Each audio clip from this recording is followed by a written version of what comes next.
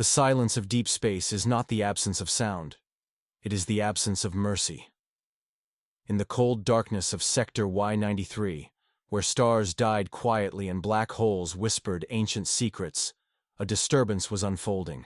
Unmapped, unexpected, unwise. Faint blip appeared first, barely more than background radiation, but it pulsed, and then it blinked. Lieutenant Kalra of the Jaxari Dominion narrowed her compound eyes, antennae twitching with unease. Her warship, the Scythe of Dawn, had been assigned to patrol this quadrant after a cluster of mining stations went mysteriously dark. No signs of battle, no distress beacons, just silence. They had assumed a solar flare, a freak anomaly. But deep inside, Kalra knew better. Now that knowledge was rising like acid in her throat. She leaned over the command pedestal, brushing her clawed hand across the sensor matrix. The image sharpened. A ship, human in design, archaic by Dominion standards. It drifted alone, unescorted, its surface caked in what looked like carbon scoring and meteorite pitting. No heat signatures, no communication, no defense systems online. If anything, it seemed like a derelict, just another hunk of forgotten metal floating through the void. But there was something wrong. Its silhouette was too smooth in places, too perfect in others. It wasn't rusted, it was waiting. Full spectrum scan, Kalra ordered. Her voice, like sliding glass and thunder, cut through the command deck. As the ship's systems reached out to probe the alien hull, a sharp crack echoed through the bridge, like the scream of overloaded circuitry. Lights dimmed, consoles sparked, and then the ship screamed back.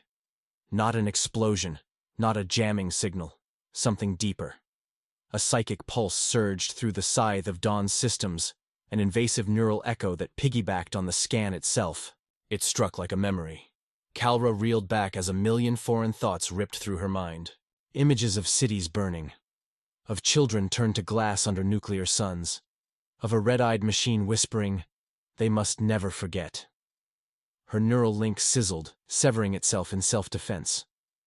Across the deck, her officers collapsed, overwhelmed by the feedback. Warning klaxons wailed. Systems shut down one by one. The main power grid flickered. Emergency batteries kicked in. By the time Kalra regained her balance, the ship had gone completely dark. And then, one by one, every screen displayed the same message. Scan denied. Penalty issued. Far below the Scythe of Dawn, the object in question began to stir. At first, it was imperceptible. A slight hum. A tremor of light running along the spine of the vessel. Then, without warning, it lit up.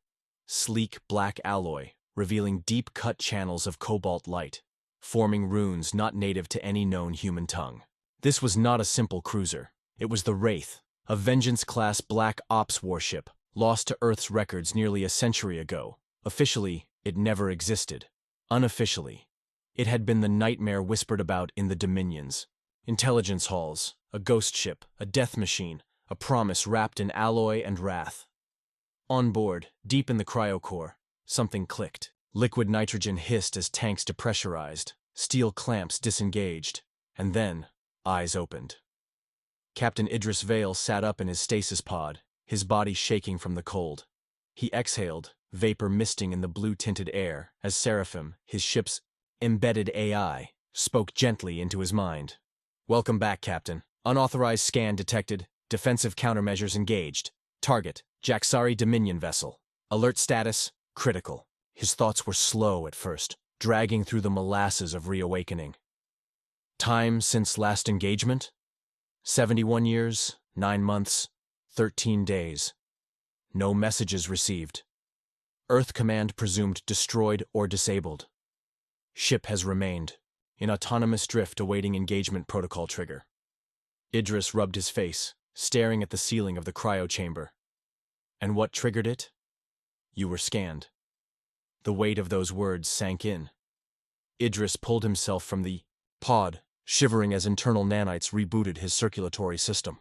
The Wraith's bridge came online around him like a cathedral of vengeance. Sleek, obsidian walls pulsed with soft light. consoles unfolded like blooming steel flowers. Every inch of the ship breathed, alive in a way no vessel should be. He stepped onto the command deck, barefoot on alloy that remembered death. Who scanned us? Jaxari patrol ship, Scythe class, affiliated station, Trident Watcher 7. Their scan activated dormant psychological payloads embedded in the hull's harmonic shielding. Idris exhaled slowly, knuckles whitening. So, they poked the bear. Seraphim's tone remained cool, but layered beneath her synthetic calm was something darker, satisfaction. They did more than that. They tried to dissect your memories. I retaliated accordingly. Back on the Scythe of Dawn, Kalra was breathing fast now, leaning against a console as emergency lighting bathed the bridge in dim violet hues. Her officers were recovering, but something was broken. Deeply broken. Their systems weren't just jammed, they had been violated.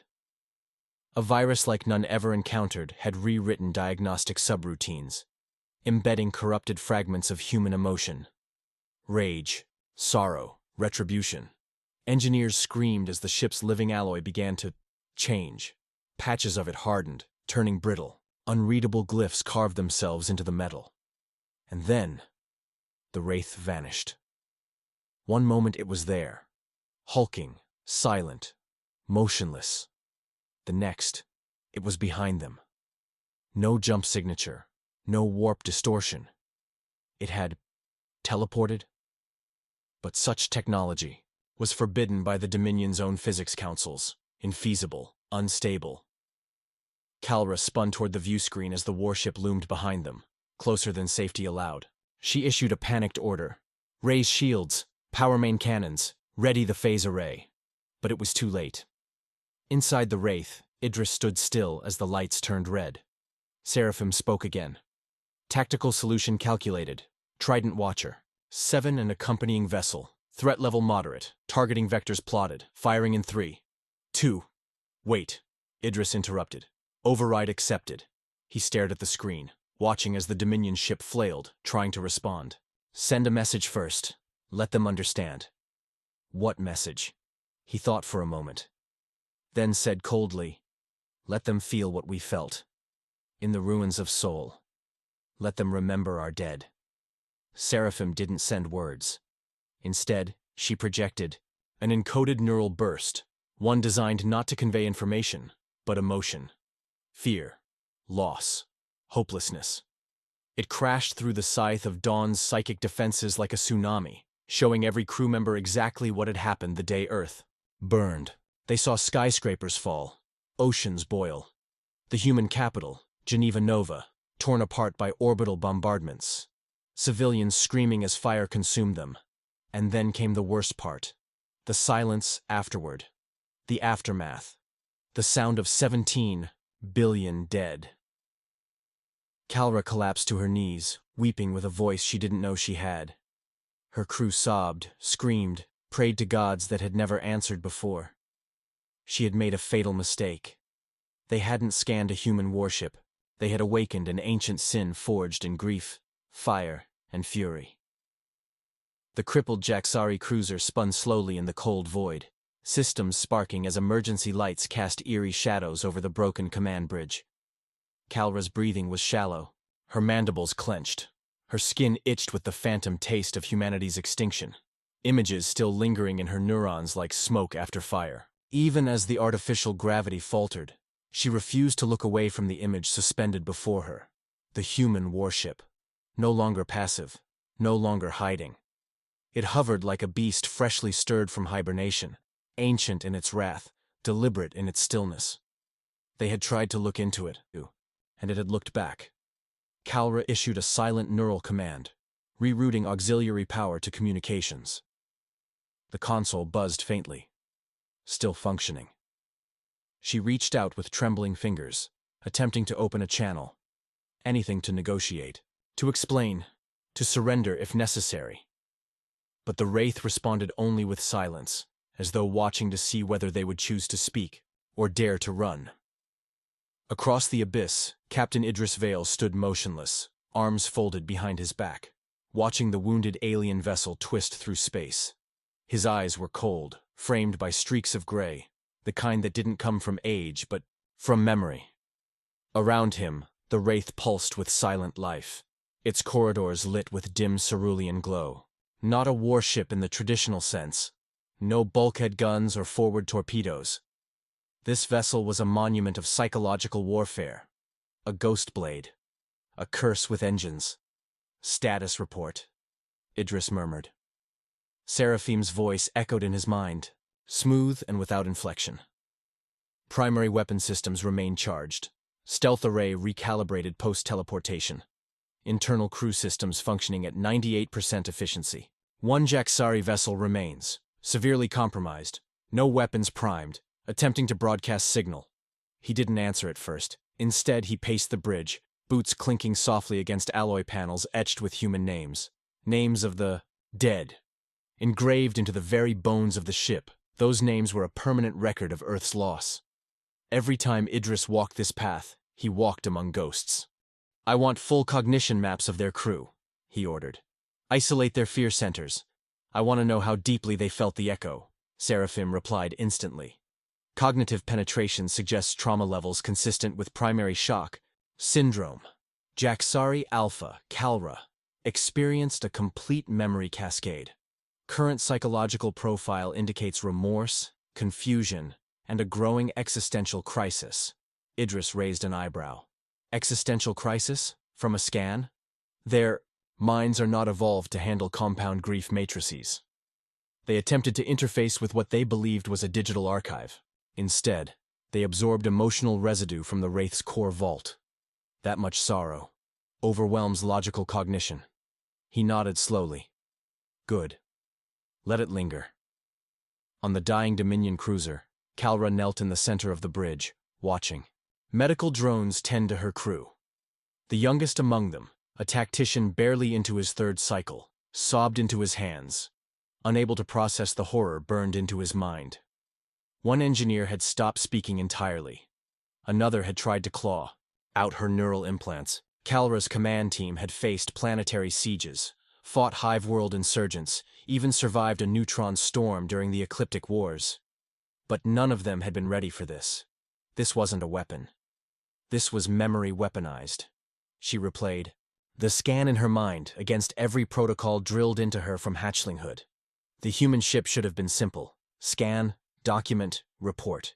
Instead, she had witnessed cities turning to ash, orbitals collapsing like dying suns, and a fleet, silent and void black, drifting away from the ruins, carrying vengeance in its hull. The last voice she remembered hearing in that vision was not one of panic or command. It was a child, asking why the stars were falling. She shivered. The Jaxari Dominion had long dismissed humanity as fractured and inferior, a race that barely clung to survival after the solar devastation. But no one had expected them to remember in such detail. No one imagined they would build machines to carry their grief forward.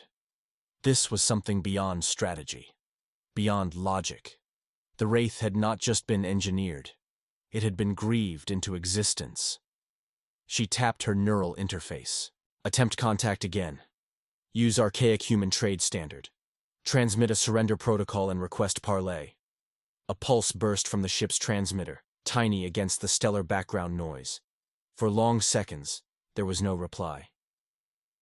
Then, the human ship responded, not with words, but with a slow, deliberate approach.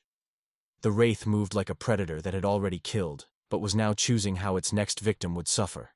Its hull, gleaming with refractive armor plating, bore no insignia, no flags, no banners, only scars, heat-blasted, time-weathered craters that had never been polished away. The forward bridge section extended slightly, revealing a long window behind which Idris Vale stood, visible to Kalra's crew, like an executioner stepping into the light. "I see him," Kalra whispered, her voice distant. "He's not hiding." One of her lieutenants crawled toward her, clutching his chest. "Why doesn't he finish us? He has no reason to hesitate." Kalra closed her eyes. "He doesn't want to win. He wants us to understand." Back on the Wraith, Seraphim fed Idris a tactical overlay, triangulated weaknesses in the Dominion, ship's structural integrity. He could destroy it in less than 2 seconds. No defense, no escape. But he waited. "Captain," Seraphim said. "Sensors detect Dominion reinforcements entering long-range gravimetric resonance. 3 cruisers. Estimated arrival in 16 minutes. "Then we have time," Idris replied. He walked to the center of the bridge and accessed the ship's interface. A metallic pillar rose, revealing a holographic archive. Fragments of lost Earth. Not data, memories. First-person recollections stored by soldiers, doctors, civilians. Death cries, battle logs, orphaned lullabies. The Wraith didn't carry weapons in the traditional sense. It carried reminders. He selected one. The Wraith's hull shimmered. Energy coursed across its surface, and then the stars around them dimmed. Kalra gasped. Her view screen wasn't malfunctioning. The Wraith was manipulating light across the local field. Simulated gravity distortions bent photons to create a visual anomaly. Not a weapon. A message. Above the Wraith, a projection formed. Massive. Towering. It was Earth. Or what was left of it. Ash clouds. Fire. A billion screams compressed into one image. The Dominion crew could only watch as the blue planet faded into cinders, and then a voice, calm, male, human, spoke through the void. "You wanted to see what we are." A pause. Silence thick enough to choke. "This is what remains." Kalra stared at the projection, her heart thudding. She understood now. This ship wasn't merely surviving. It was witnessing, recording, delivering judgment. As the Wraith turned to face the incoming Dominion cruisers, its engines whispered to life, their soundless roar bending the space behind it like glass warping in heat. Kalra knew then, with absolute certainty, that if the reinforcements attacked, they would not merely lose a battle. They would lose the illusion of superiority. Humanity had bled for every inch of space they now patrolled. They had burned. They had fallen. And then they had built a warship that remembered everything. The Dominion reinforcements emerged from hyperspace like leviathans breaching the calm. 3 cruisers, their hulls wreathed in the auroral shimmer of folded space. Spinal-mounted fusion cannons hummed with latent energy, and their formation immediately tightened into an offensive spearhead. The message was clear: dominate, neutralize, and recover. But they were too late for recovery, and far too early, to understand the cost of confrontation. On board the lead cruiser Halrex Prime, Commander Threl Varos analyzed the visuals with narrowed eyes. Unlike Kalra, Varos was an old strategist of the Dominion's core worlds, a war-born tactician raised under the shadows of endless conquest. But even he faltered as the view stabilized and the Wraith loomed into frame. There it was again. That ship. He'd heard the rumors. A myth wrapped in tactical briefings and psychological warfare warnings. The humans called it the Wraith. Dominion intelligence had another name for it. The Archivist. And still, it sat alone. No fleet. No support. No allies. Just silence. And death! Scan it! He barked. Sensors launched. High-frequency pulses licked across the black void and touched the Wraith's surface. The data came back scrambled, corrupted by quantum mirror shrouds and magnetodynamic shielding layers more complex than any Dominion vessel had ever recorded. The ship's outer hull defied direct quantification, folding sensory input inward, like a black hole made of memory. Then it happened again. Another feedback surge. But this one didn't just knock out systems, it hijacked them. Bridge consoles on all 3 Dominion cruisers flickered. For 10 full seconds, every screen played. The same footage, first-person footage, human footage, trenches, ash. A child clinging to her father in a bunker as the sky outside turned to flame. Officers on the Dominion bridges froze, transfixed. The footage wasn't just visual, it was emotional, overlaid with raw neural markers that bypassed normal cognition. Viewers felt the hopelessness, the fear, the defiance. Then the signal cut. Commander Varos slammed his fist into the armrest. Weapons hot. Target the human vessel. Fire everything. A storm was unleashed. 3 cruisers discharged coordinated volleys. Plasma torpedoes, hypersonic kinetic rails, and gravitic imploders, the kind designed to crush small moons. Space itself lit up like a sunrise over a dead planet. The barrage reached the Wraith in under 4 seconds. And then, the impossible occurred. The warship did not move. Instead, it opened. Not physically, but dimensionally. A ripple in space folded around the Wraith, like a mirror shattering and reforming mid-flight. The weapon impacts passed through the distortion and vanished. No explosion, no deflection, just erasure. The energy signatures didn't dissipate. They were simply no longer in this reality. Aboard Halrex Prime, the shock was immediate. "Explain," Varos screamed. "Where did the strike go?" No one could. The Wraith had activated its internal dimensional cloak, an experimental fusion of quantum filament layering and gravitational phase inversion. A technology born not from pure innovation, but from desperation.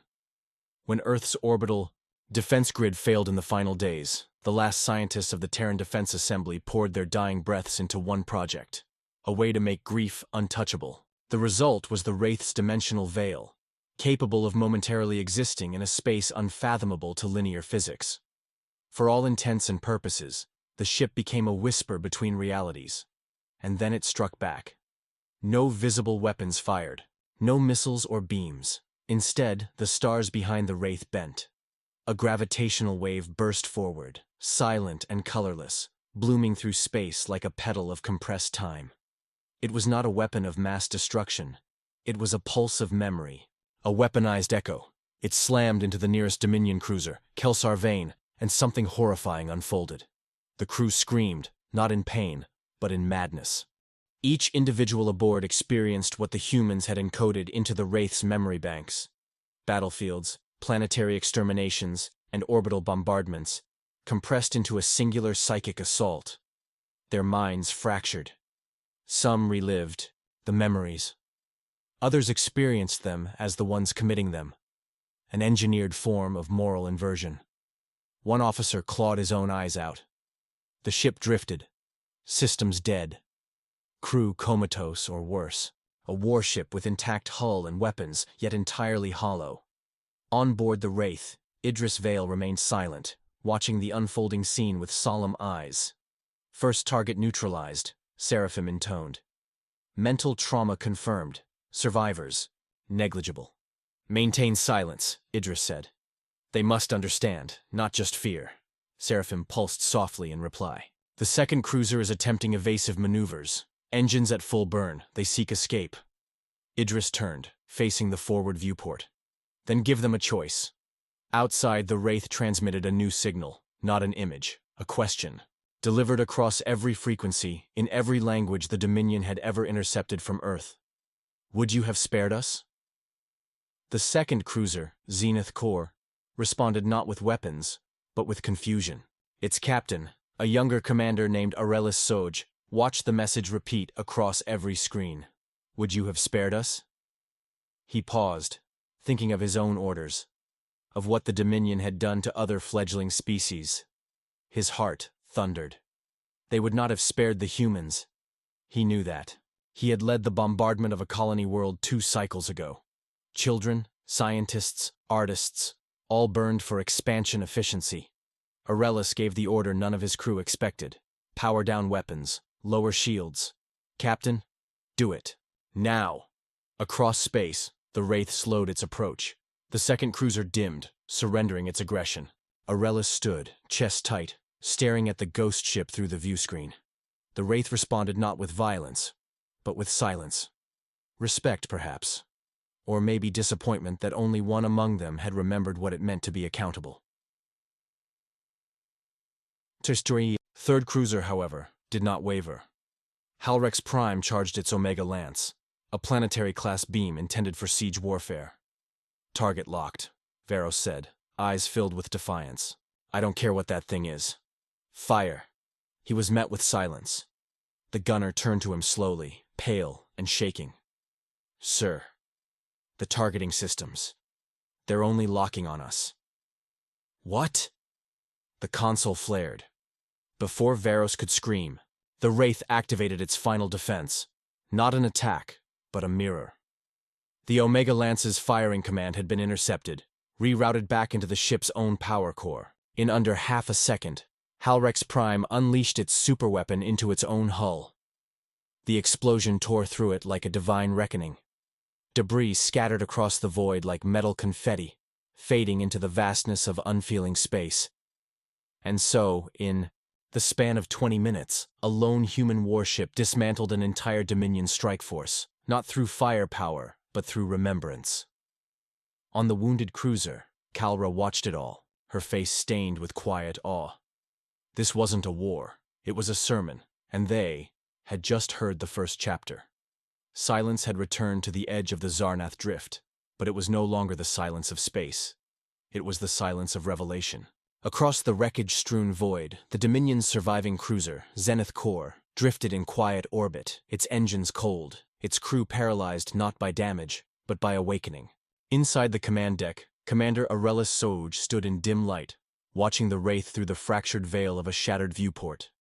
His mind churned, not with strategies or retaliation, but with a question that refused to leave him.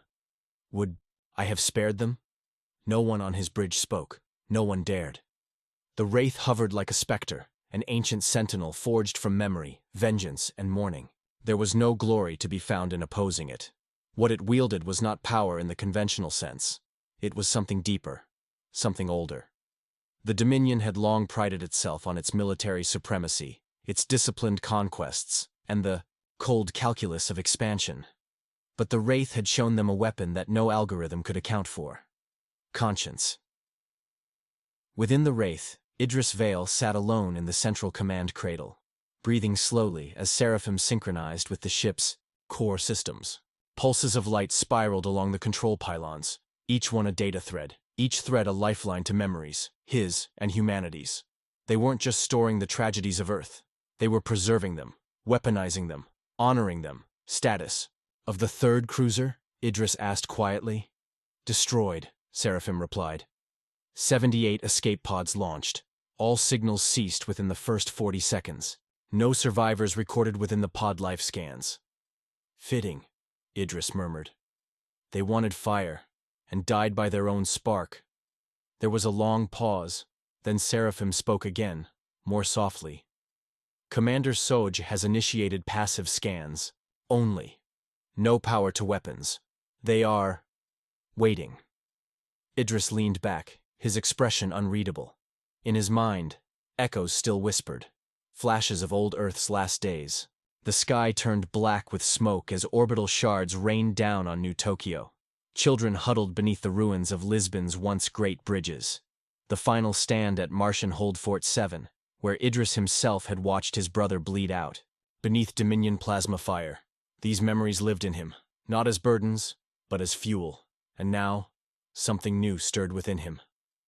Purpose. The message is spreading, Seraphim continued. Dominion wideband relays picked up fragments of the engagement. At least 17 regional commanders have opened sealed archives. Some are accessing pre-conquest footage of Earth for the first time. So they're remembering, Idris said, almost bitterly. They're beginning to remember, Seraphim corrected. Meanwhile, deep within the Dominion's inner territories, the Wraith's psychic broadcast had begun to ripple outward, leaking into the systems that could no longer contain it. Military archives began glitching, overwritten by encrypted feeds of Earth's final transmissions. Propaganda centers experienced mass malfunctions as ghost audio clips of Terran civilians played over Dominion control channels. Voices crying out for peace, not war, as orbital flames consumed their homes. In the capital spire of Viralam Prime, an elder senator named Jermak Thay watched footage from the Kelser vein, eyes wide with disbelief. They showed us who they were, he whispered, and we burned them anyway. To those scattered across the stars, the Wraith was no longer just a warship, it was a reckoning. A technological relic driven not by protocol, but by soul. Rumors spread quickly. Some called it the Phantom Oracle, others, the human Ghostblade. In some fringe sectors, cults began to form. Pilgrims seeking to understand the nature of a machine that could transmit guilt like a virus. The Dominion, once invincible in the eyes of its subjects, now faced a new threat. Self-awareness, and still, the Wraith waited. Commander Soj stepped forward on his quiet bridge. His officers watched him with unease, unsure of what came next. He reached out and sent a narrow-band transmission, old Terran frequencies, barely used since the fall. To the vessel designated Wraith, this is Commander Arelis Soj. I issue no threats. I offer no surrender. I only ask, why? A pause followed. Then the voice returned, not over audio, but through the neural comms. A direct interface. An echo of Idris Vale's mind, threaded through the Wraith's quantum lace. Because you watched us die and said nothing. Because silence was your weapon. Soj inhaled slowly, lowering his eyes. I was taught to obey. Then learned to remember, the voice replied. The channel went dead. The moment was broken by a sudden burst of energy, a new signature entering the region. Not Dominion, not human, something older. Seraphim, Idris said, eyes narrowing. That signature, yes, the AI confirmed, unidentified. Origin point triangulates to pre-collapse coordinates. Galactic Ring Sector 3X, near the arc relays. Approaching fast. Idris stood, spine straightening. The air around the Wraith vibrated, as if the ship itself had become aware. A vessel emerged, from folded space, enormous, angular, and entirely alien. It bore no weapon pods, no shields, no visible propulsion. Its hull was smooth obsidian, marked by symbols that pulsed like veins. It made no threats, no demands. But its timing was unmistakable. The ancient Watchers had arrived. Contact established, Seraphim whispered. They scanned the Wraith. Idris braced. The Wraith's systems lit up, not in alarm, but in response. Data threads surged. The alien ship recoiled. And then, with a pulse of electromagnetic disruption, it stumbled back, physically retreating across 100 kilometers of space in seconds. They scanned us, Seraphim said, and instantly regretted it. Idris exhaled, eyes narrowing at the distant ship, which now shimmered with instability. Whatever it had seen, whatever memory and agony and retribution encoded into the Wraith's frame, it had felt it. The full story, not from files or visuals, but through the soul of the ship itself. They weren't ready, Idris said grimly. Not for what we carry, not for the truth. And now, that truth had begun to spread, like light through cracks in an empire too long kept in shadow. The Wraith turned slowly, orienting itself toward the galactic core. A new trajectory. A new path. The galaxy was vast, and everyone was about to remember Earth. The alien ship fled, folding itself back into the fabric of space with a silent ripple, like a ghost returning to its haunt. No weapons fired, no message left behind. It had come seeking knowledge, and had recoiled from something far more terrifying than any superweapon, a civilization's undying grief, crystallized into steel and fire.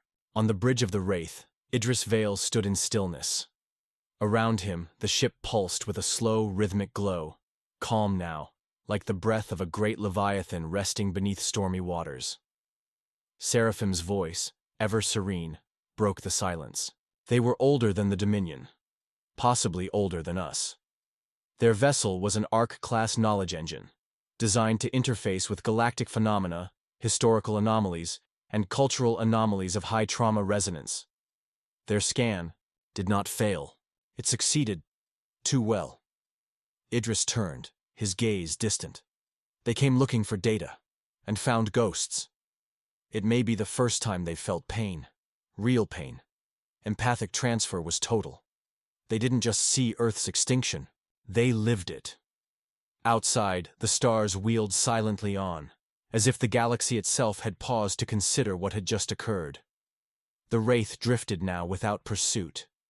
The Dominion's remaining forces had retreated into the far reaches of the drift, broadcasting encrypted silence. There would be no retaliation tonight, not because they feared destruction, but because they had glimpsed something more dangerous. Truth. Back aboard the Dominion capital world, Virelon Prime, images of the engagement leaked across classified channels. A young data engineer, Yellen, Tov, secretly copied one of the footage packets and uploaded it to an ancient civilian network hub, buried beneath layers of archaic code. In less than 2 cycles, over 17 billion views spread across the undergrid. Entire classes of youth, born generations after the conquest of Earth, were exposed to raw human memory, burning forests, drowned cities, shattered continents, and the eyes of Terran children looking up at an uncaring sky. It shattered their indoctrination like glass under a hammer. In lecture halls once devoted to Dominion supremacy, students stood in silent protest. In factories, workers halted production on assault drones, leaving behind notes that read only, "I will not help erase another world." And in the vast halls of the Dominion Senate, murmurs of dissent turned into cries for inquiry. Who were these humans? What had they become? And why had their last warship become the most feared vessel in the galaxy? But the Wraith didn't wait to become a symbol. It moved. Within its walls, Idris and Seraphim mapped a new course. One that traced the scars of every world Earth had once tried to protect, and failed. Human colonies buried beneath alien stone. Trading partners annihilated for choosing friendship over compliance. Entire species who once stood beside Earth, now lost in the cold silence of history. "We're not here for vengeance anymore," Idris said quietly, watching the holographic route unfold before him like a spiral of broken stars. "We're here to remember them, to remind the galaxy that they lived, that we did." Seraphim's voice warmed, like sunlight on frost. "And if they try to erase them again?" Idris's eyes flickered with cold resolve. "Then they'll remember what regret truly feels like." Each system the Wraith passed through became a reckoning. It didn't fire unless fired upon. But every time it was scanned, by curious scouts, by arrogant warships, by ancient intelligences, it responded the same way, not with force, but with memory. It transmitted the truth, the entire truth. Not just the end, but the beginning, the hope, the dreams, the art, the science, the love that humans had carried to the stars, and the betrayal that burned it away. And every time, without fail, those who touched the Wraith's data mind fell silent. Some wept, some fled, some changed. In the Hilari system, an insectoid species long isolated from Dominion propaganda openly welcomed the Wraith into orbit, sending their own ancestral recordings of Earth's ambassadors from centuries past, still preserved in crystalline libraries. On the storm world of Darien Fold, a rogue AI collective offered an alliance, having been secretly monitoring the Wraith's path and identifying its mission as morally valid and historically essential. Even remnants of forgotten Terran colonies, fractured, hybridized, and scattered, began to emerge, drawn by the gravitational pull of memory restored. The galaxy, once ruled by force and forgetfulness, now pulsed with questions it no longer had the power to suppress. But the Dominion wasn't finished. In the shadows, their most ancient weapon, the Obsidian Directive, was reactivated. A sentient algorithm birthed from the same labs that first decoded human emotion for psychological warfare. Its sole purpose: to erase not bodies, but belief. To override memory. To scrub the Wraith not just from records, but from reality. When it arrived, it did not come with ships or fire. It came as a virus, subtle, elegant, and lethal. It infected archives, distorted testimonies, planted counter-narratives. It whispered, "The Wraith was a myth. Earth never existed. Your grief is artificial." And that, more than any gun, more than any fleet, was the Dominion's final weapon: doubt. Idris felt it creeping into the data streams, infecting old Earth logs, rewriting the faces of the dead. Seraphim fought it with quantum firewall blooms, but it was like holding back an ocean with thread. "They want to make us forget," she said, voice trembling with digital strain. "They want to make you believe it never mattered." But Idris had seen too much, felt too much. "No," he said. "They've already lost, because they taught us to forget, and now we've remembered." And with that, the Wraith activated its core, unleashing not a weapon, but a signal. A final burst. It surged across the stars, into every node, every hidden archive, every latent mind. A signal of Earth's last heartbeat. Not just loss, but defiance. In every corner of the galaxy, someone paused, listened, remembered. And the Wraith vanished once more into the dark, carrying with it the one truth no empire could destroy. Humanity had not been erased. It had become eternal. If this story lit something inside you, if it made you feel the weight of memory, the power of legacy, and the fire of resistance, then like, share, and comment below. What would you have done if you were aboard the Wraith? Would you fight back, or remind the stars who you were? Until next time, remember, they watched us burn, and now they remember.